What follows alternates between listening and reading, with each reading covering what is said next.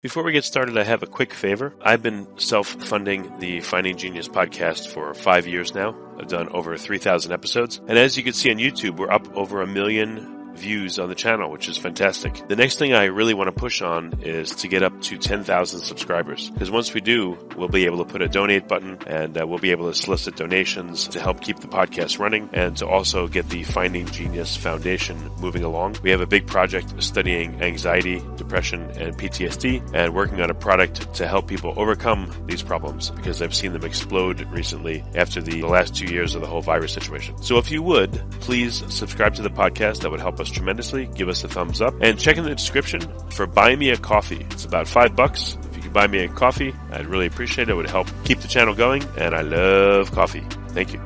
Forget frequently asked questions, common sense, common knowledge, or Google. How about advice from a real genius? 95% of people in any profession are good enough to be qualified and licensed. 5% go above and beyond. They become very good at what they do, but only 0.1% are real geniuses. Richard Jacobs has made it his life's mission to find them for you. He hunts down and interviews geniuses in every field: sleep science, cancer, stem cells, ketogenic diets, and more. Here come the geniuses. This is the Finding Genius Podcast with Richard Jacobs. Hello, this is Richard Jacobs with the Finding Genius Podcast. My guest today is Jesenia Orozco. She's a litigation paralegal. The company is called Less for Legal, LLC. Less, L-E-S-S, the number 4, Legal, L-E-G-A-L. So Less for Legal, LLC. So welcome, Jesenia. Thanks for coming. Hi. Thank you for having me. Tell me a bit about what first put paralegal on your radar. What made you want to go into it? So basically, to make a long story short, I was a teen mom. I was pregnant when I was around 16, and I had always been interested in law. And when I got pregnant, I was like, what can I do that I can eventually have the flexibility to take care of my daughter? So I thought I'd go through law school, and eventually it came out to, why not a paralegal? It's a shorter, and I could help out people, and I could eventually maybe kind of work on my own. So I think the motivation was really my daughter. Yeah. Well, so how long have you been doing paralegal work, and what practice areas have you specialized in? Family, litigation, and immigration law firms. I was interested in criminal law when I was a kid due to a personal experience, but I kind of shifted my focus to family litigation and immigration services. It seems like, I guess, family can maybe get ugly. What's it like to work in family law? Is it really tough emotionally? Wow, we see a lot of everything. I think we're dealing with people on their worst times of their lives. I mean, who really gets married thinking about they're going to get a divorce? So definitely a lot of emotion is involved in these cases. For sure. Gets ugly. So what kind of stuff will you do to help support the attorney? What are some of the duties? Definitely. Paralegals are really important in law firms because they actually, first, I believe that they help the attorneys a lot. We free a lot of their time in order for them to focus on the cases that are being highly litigated. Tell me, so what do you do for the attorneys? Like, how do you support them, and what's the benefit of your work for them? Definitely. Paralegals bring a lot of skills and knowledge to the table. They really help the attorney navigate through the process. I believe that we are highly important in a law firm because we actually free up their time so they can focus on the higher level of responsibility, like dealing with trials, preparing for depositions. We do the drafting of contracts. We do pleadings. We deal with discovery. And discovery, for instance, it's a lot of paperwork, and it will definitely free up a lot of time for attorneys. Having a good paralegal deal with all their discovery and financial disclosure, especially on the divorce cases. Oh, so what kind of items are needed in discovery? I know every case is different, but what's an example? Every case is different, and I'll talk for family litigation cases. There's cases that involve alimony, child support, time sharing. There is a significant amount of time that is utilized to organize documents, discovery, like financial disclosure forms or documents that are needed in order to, come up with a number for a marital settlement agreement, for instance. And also the communication with the clients. There's a lot of going back and forth. There's, intake forms that need to be added to the files. There's updates, there's follow-ups that definitely it helps when the paralegal's involved and they do all these tasks for the attorney. So the average attorney that would have a paralegal, like how many cases at one time are they juggling? Yeah, ballpark. Wow. I mean, there's cases that maybe it depends on the firm's size. I actually work for a litigation law firm, and I'm handling currently 120 cases. So it really depends. But it becomes easier as you work on the cases because you kind of have to know the deadlines for when to submit things to the court, the process or the procedure. And once you've been in a law firm long enough and involved long enough on these cases, you kind of get to know the clients. You're very involved in what it is that they're going through and what's next on their case. So it is important to have very organized paralegals in your firm, for sure. How do you deal with the emotions of 120 different situations? Some of them, I'm sure, really, really difficult. It's hard, and I'm kind of a very emotional person. So I kind of, it stays like, we deal with single moms all the time. We deal with people who are, with disabilities. So it's a lot on me. I kind of try to separate kind of like my normal life. And also another thing, it's like when you're thinking about, do I want to get married one day? It's like, we're dealing with divorce after divorce after divorce. It starts kind of like affecting you like, wow, these people are like, they hate each other. So like, maybe you should volunteer as at like a wedding place, that you feel better. It's funny because, we deal with it's a lot, and as a notary, as a Florida notary as well, I can marry people. I'm actually doing the ceremony for my cousin next week. And I'm like, what? I'm going to do something fun, different than the drama I deal with. What do you see on the back end here? Like why, I know it's getting a little bit off topic, but why do so many people get divorced? Like what are some of the common problems you see? I'd say there's a lot of financial issues. I also think a lot of people, just the emotional problems that they might have, just basically, learning to really love and accept yourself and understanding the differences like that you have versus the other person. And, actually getting into the marriage, knowing, what you're getting yourself into. I think that if you really work it out and you're willing and you really love the person, it could happen. It's hard. I mean, we have people that, maybe they thought that they were going the right direction. And then all of a sudden it's like, no, this is not it. Or, then we have a lot of people that turn to be abusive, and there's people that have no idea. But I think it definitely helps if you have healed your own traumas as a child. I think you will be able to make better choices throughout your life. And I think healing has a lot to do with who you pick as a partner, honestly. Interesting. And you see that the people that are getting divorced, do you ask about their childhoods, and do you know, or that usually doesn't enter into the case? Definitely not. That's very personal information. I come to the conclusion based on my own personal experiences throughout my life. I'm kind of a deep thinker, so I kind of like, I know 100% that I really want to really know that I'm okay, that I'm healed, that I'm willing and good person, a good person for somebody else, that I have something to bring to the table in terms of not talking about finances, but as peace. I value my peace. That's like my most important. Anything over my peace. So I know that I don't want somebody that's going to bring problems into my life. So I really think about a lot of things deeply, especially having this job, for sure. Yeah, no, it's very interesting. I have 3 teenagers, and their friends, some of them come from, seems like good homes, some of them come from messed up homes, but a lot of them come from homes where like, this is my dad's house, this is my mom's house, and I go back and forth, if I'm lucky and stuff. And I'm one of those people, I'm definitely one of those people. My daughter's one of those people. I was married really young, and we only lasted maybe 4 years, and everybody went their separate ways. So yeah, I'm one of those people. But I also have learned, throughout my case with her father, like when we separated, it was like our priority, our main focus was our child and keeping her mentally stable. So we kind of kept her out of the drama. And I think that's one of the biggest issues with people. Like they involve their children and they stop them from going to their father's house, or they stop them from going to mom's house. And they involve the kids in all this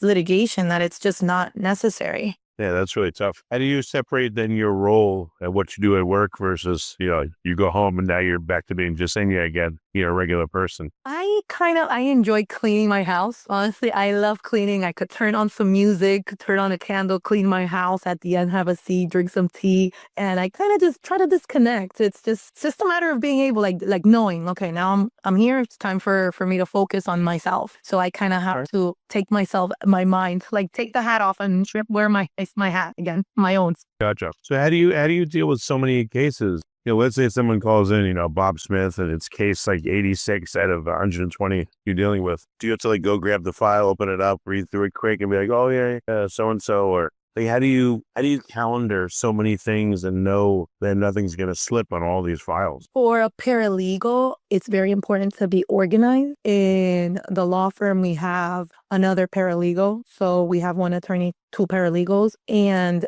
I think we juggle with things, as they come in. I do a lot of the signups as well, and for the new cases. So I think it's just very important to keep everything organized and to delegate correctly what each person is doing. And then we do weekly meetings with the attorney, like, hey, so-and-so, we have this motion coming up. Do you need to schedule a hearing? Do you need discovery? Deadlines coming up. So we kind of keep, we have to stay on with these cases just so nothing falls through the cracks. And I think that's how most firms do it. No, that's a lot. What makes a good attorney to work with, and what makes one that is not so fun to work with? Let me tell you, and I've worked with a couple of attorneys. I think personalities. I mean, you are not going to click with everyone. I think that everybody's different. We all have different personalities. I think just, having that respect there, it goes both ways. I think if if you respect yourself and you value your own work and you value the attorney's time and the work. I mean, one attorney I was working with, he was very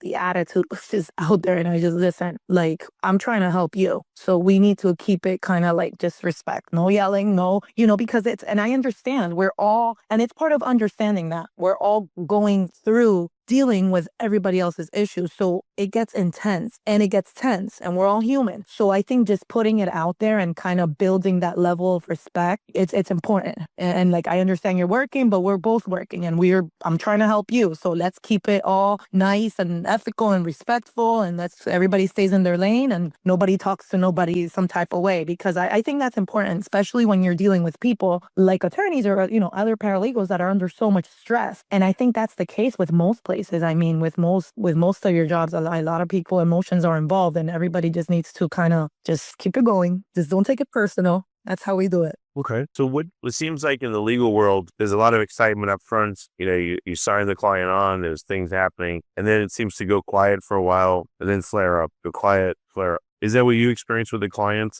Sometimes there's really not much going on for a month or two, or is it always busy? Yeah, it's always busy, I'd say. But with the specific cases, people we start working, things are on hold. There's a procedural, there's a process that needs to be followed in the court. So it's not like we're going to be on the case all day, every single day doing things. So sometimes there is a time to hold. There's time frames that people don't understand. And that's when they start, oh, where's my attorney? Nobody has called me in the last week. And, we don't have to give an update every single day to the clients, and that's when they start where's my case? Where are we going with the case? I mean, if they want the retainer to be eaten up, with the fees, it's not, their money's not going to last very long. So I kind of let the clients know, look, there's a process before we need 45 days for this, or we need 20 days for this to happen. So during this time, it's going to be quiet. So that's if, this is the time that you're not going to really hear from us, because there is a process. We're waiting. And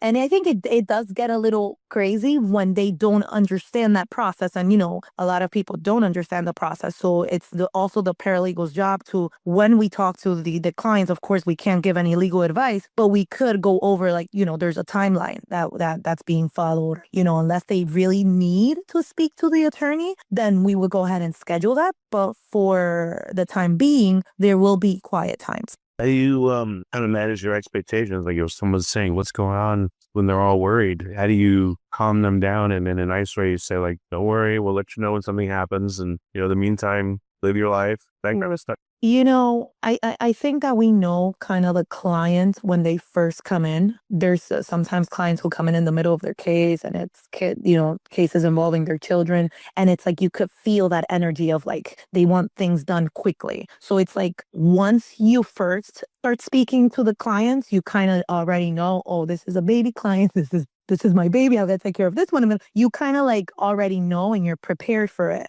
And definitely, I think just knowing that you understand the situation, that we are dealing with, multiple individuals who are going through problems and we're here to help them and kind of give them that, that care and that understanding. I think that helps them to know. And that's part of the reason why the communication with a paralegal and having a paralegal in the office is so important, because we deal with those updates. We deal with the updates, we deal with the emotions. I mean, when you have attorneys preparing for trial, they're not going to be all day speaking to clients who, and it happens. So sometimes it happens and people drive us crazy and they call 20 times and, it happens. I mean, it's things that we cannot really avoid. Yeah, when they call, do they demand to speak to the attorney? Like, do they think you guys don't know what's going on? Or do people realize that you may know more? Like if they call the attorney, they're running in that, they're like, who is this? They got to look it up. Yes. No, I think I mean, in my case, it's like the paralegals get to know the clients. I mean, they speak to us a lot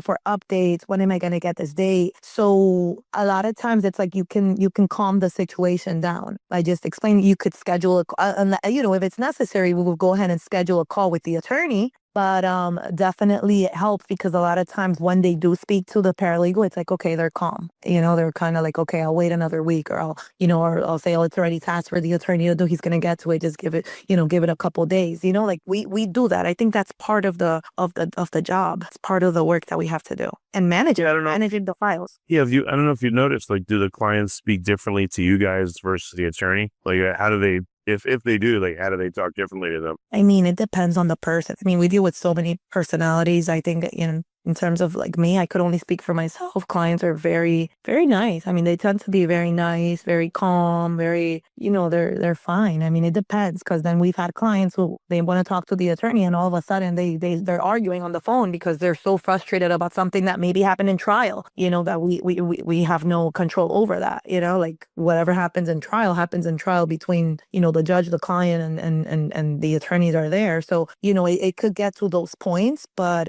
no, I think, no, it's kind of calm. People don't, when it happens, it's just you kind of calm the situation by speaking to them, I guess. And that's it. What about as they go through a case, do the people get weary? They just want to give up or throw in the towel, or they say, I can't take it anymore? Yes. I've heard a lot of just very recently, I had a client say, I want to kill myself, or, it could get very bad. So that it's like, at the same time, you're not just a paralegal, but you become kind of like a therapist, and you're trying to help people out. Like, no, it's not, it doesn't need to get to that. People get really, there's very sensitive cases. So I think that it's important to, kind of understand. And even some attorneys could be very harsh on people, very hard on them. I think we need to understand that the people are going through a really hard time. And there has been cases where people have committed suicide and it's gotten that way.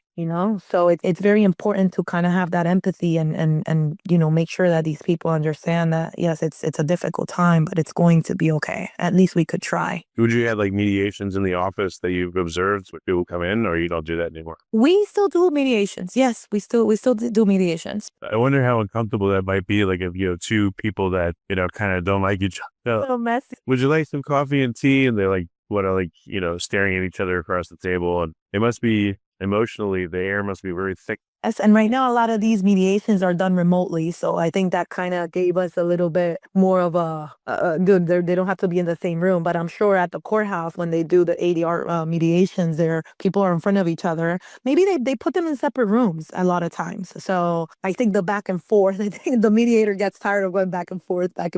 But yeah, I mean, it's definitely very emotional. It's a very emotional time, and people just need to. I don't know. It's the hard things in life that we need to deal with. For the clients, like what makes a good client versus one that's just this, very difficult to deal with? Wow. It's good when people kind of understand the process. There's people that you could explain something to them and they understand, they get it. They understand there's a timeline. They understand that there's a process. They know how to control their emotions. I believe those clients are the ones that are kind of more understanding in the terms of like the timelines. They're more flexible with themselves, I guess, with the emotions. They kind of control their emotions. That's important because a lot of people just, if they don't know how to do that, then they're going to be all over the place. Okay, I see. So you said earlier on that I guess one of the biggest things you do is save the attorney's time. So what sucks up a lot of someone's time as the paralegal? Like being constantly having to call and get documents, and are people, I mean, like, are the clients there to help you gather documents or you have to do it? Like, what takes a lot of your time? Yeah, drafting contracts,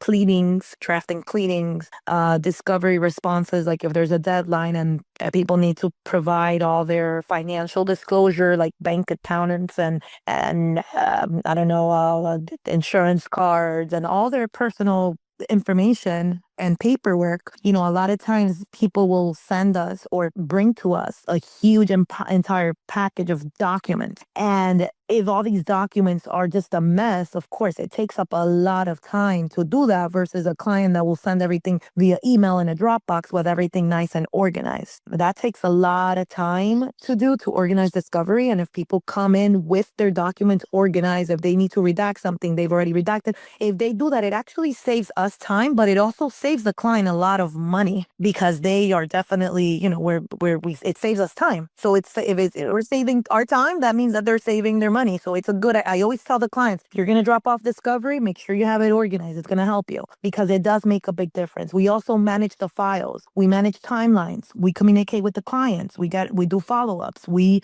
conduct legal research. We organize findings. So it's definitely, it's a lower cost for the attorney and they get high efficiency. We help them enhance the case preparation and compliance. So, definitely a paralegal is very important in a law firm for sure. Yeah. How do you balance that? Let's say you got like 34 people that needs to give you financials and 12 of them you need to do pleadings for, and these 17 you need to schedule this. And it's like, it gets crazy. How do you guys deal with all that? Like you use a CRM helps you do it, or you have like what kind of procedures? I think when you first start at a law firm, it could get very overwhelming, especially in the smaller firms who don't have somebody that's basically setting hearings, another one that's doing. If you don't have that in a law firm, it could get very overwhelming. So what I came to the conclusion, I said, okay, I am not going to get every single thing done in 8 hours. So I kind of have my list. I look through my list. I set my priorities. So the cases that I really have to do something for, these are my cases. And these I'm going to get to. So I have to kind of just be organized with my times because if not, you'll lose your mind. You have to kind of just keep everything nice and organized and follow your own procedure so you keep your sanity because you'll lose your mind dealing with all the cases. Yeah, that's crazy. So case management, time management, organization, that's a big deal. Okay. Do you find that a lot of attorneys are well organized, or are they like chickens without heads? Like, how do you deal with them if they're a mess? I feel like, a good attorney needs a really good paralegal because they do deal with a lot, when they have to prepare for trials, they have to do, research, they have to know their cases before they come into the court. So it's important. Like, and how do you deal with one that doesn't have a head? It's hard. It's hard. You just have to deal with them. I mean, you have to take care of their cases. That's why a paralegal is important because you have to be able to protect the attorney. We're always trying to keep track with dates, keep up with trials, remind them, make sure the calendar's updated if we get an order because a court date changed. So we definitely, it's a big deal. Yeah, there's a lot going on. Okay. What I don't know, what is it like? I guess after you worked with the attorney for quite a while, does it get a lot easier, or how is it after the first few months? It definitely gets a lot easier. I think you start getting to know the clients. You kind of connect more with your coworkers, with the attorney, and it starts getting a little easier in the sense of like knowing the cases, knowing, what's coming up for each case, knowing what cases are almost at the end, what cases are, needing certain things. So it gets a little easier. You become friends after a while. You're dealing with everybody else's things. So you kind of become friends, have a lot of stories to tell each other. How long does it take when you start with a new attorney to kind of find a groove? And like, what things would you go through with them when you first start with an attorney, when you first start working together? I think within a week or two, I think you should start getting comfortable. I think first off, it's important in terms of personality, making sure that it's somebody you could work with, that you could handle each other's, personalities. And once you've gone through that, you break the ice with that first step. It's kind of like it all comes, and it's easy to just keep it going with the cases and with the attorneys. So you do family law, and then what's the other area you deal with? Immigration. Oh, okay. It's laughable, but are they different? Or are the people different? How is? They're very different, extremely different. At Less for Legal, for example, that's more of a document preparation service, and that's my own company. We there deal with a lot of National Visa Center cases, adjustment of status cases, and I noticed, especially lately, there's a lot of people that are worried about their immigration status. So the amount of stress that the people are going through, it kind of feels like the people that are going through their divorce case, because, a lot of people are running the risk of being deported, and I'm dealing with a lot of that. A lot of people have been detained, and they actually need an immigration attorney to handle their cases. And a lot of these people don't have the money to handle their cases. So, I'm glad that I'm able to help with Less for Legal. I could help people out with the document preparation. I don't charge as much as an attorney does, but people go through a lot. It's a lot. It's a lot in both immigration and family law. So I can't compare, them both. Everybody's different and everything's difficult. What's like a focus of the, okay, so people will come to Legal for Less directly for immigration issues. So even though you're not an attorney, if they want to work on the case themselves, you could at least help draft documents and submit stuff. And you know that the court will accept it. Well, we never know, right? It's the same as an attorney getting a case. You never know if the case is going to be approved by USCIS or not. You handle the case. I always encourage people to hire an attorney. Of course, attorneys are, they're obviously, very knowledgeable. Less for Legal is focused on people that are dealing with family and immigration cases that they don't have the means to hire an attorney, like pay expensive retainers. So I think we take care of more of those individuals, or maybe individuals who clearly just don't want to deal with attorneys. A lot of clients are like, no, I don't want to deal with an attorney. I don't want to deal with a retainer. I prefer to just get the documents prepared by a paralegal and that's it. So you have a little bit of everything. Okay. Do you deal with what ethnicities do you deal with in immigration? Is it all Spanish speaking, or is it just everything you can think of, or what? There's a little of everything. There's a lot of Spanish speaking, but then there's also there's a lot of people that are not non-Hispanics that are dealing with immigration issues, and that's the thing, right? Everybody's Latino, like the people would think that, but there's immigrants from every single country, and I deal with everybody. As long as they could understand me, as long as they could understand me in my language, in English or Spanish, I could handle their cases. Okay. Yeah. Are you? I don't know if you use ChatGPT, but do you hear from clients that they're using it like they used to use Google, to try to backseat drive the case? Yes. I actually had someone call the law firm. I think they called the law firm, and they said that they had all their documents prepared, that they just wanted the documents reviewed by an attorney. So we're getting a lot of those, and ChatGPT is great and makes your work very efficient, but it's not an attorney. It's not going to give you legal advice. It's not a paralegal maybe preparing the documents who's been working for attorneys for years, and they kind of have that expertise to properly prepare those documents. It maybe doesn't know the procedure based on your specific situation. So, you get now, I've heard of that happening, and I received a call from someone like this, but we can't, you can't have ChatGPT prepare documents for you, and then, how can you check my paperwork? No, we don't do that. It's great. I mean, I think ChatGPT is awesome, and it's great for people who know how to use it, but you have to know what you're doing, and you have to know what that process is. And there's a lot of things that you need to know. Example, in cases that there's children, property, division of assets, all of those things, definitely you need an attorney to give you advice and to help you navigate the system. Okay. Have you considered doing other practice areas, or is it just, it's more than plenty to just stick with, family law and immigration? I believe it's plenty. I mean, it's plenty already as it is. Even with the law firm I'm with, we're pretty busy there. In terms of my personal business, it's pretty busy here. I don't think I would be able to, wear another hat. I used to be very focused on my pageant world, all my commercials. I did a lot of multitasking before, but definitely I'm more focused now on the legal aspect of things. It takes a lot of your time and focus for sure. Oh, yeah. Okay. Well, very good. What's the best way for people to contact you? Like you're in West Palm Beach. How far, where in the state of Florida can you help people with immigration issues? Sure. Less for Legal, LLC. We handle cases, divorce cases, contested or uncontested in all Florida counties. We do remote notary sessions for our clients, so I never really meet clients in person. We don't have to do that now. A lot of things are remote, and it's awesome having the remote notary sessions. We could even handle cases of individuals who are in different countries, right? Like maybe they're of course, the jurisdiction of their case, and they have to be a Florida resident. But let's say the wife lives in Florida for over 10 years and the husband just moved to Brazil and they want to get divorced and they want to do an uncontested case. I could definitely help the clients with those cases. And Google lessforlegal.com and my phone number. They could call me personally. It's 561-908-4426. Okay. Well, very good. Well, Jesenia, thanks so much for talking honestly about all what goes on. And I can hear you're very passionate about what you do. And it's been really great to have you. Thank you. Definitely. I love helping people out in their hardest time. So it's my honor to help people. Thank you. All right. If you like this podcast, please click the link in the description to subscribe and review us on iTunes.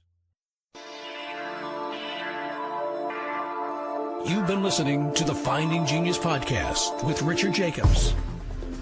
If you like what you hear, be sure to review and subscribe to the Finding Genius podcast on iTunes or wherever you listen to podcasts. And want to be smarter than everybody else? Become a premium member at findinggeniuspodcast.com. This podcast is for information only. No advice of any kind is being given. Any action you take or don't take as a result of listening is your sole responsibility. Consult professionals when advice is needed.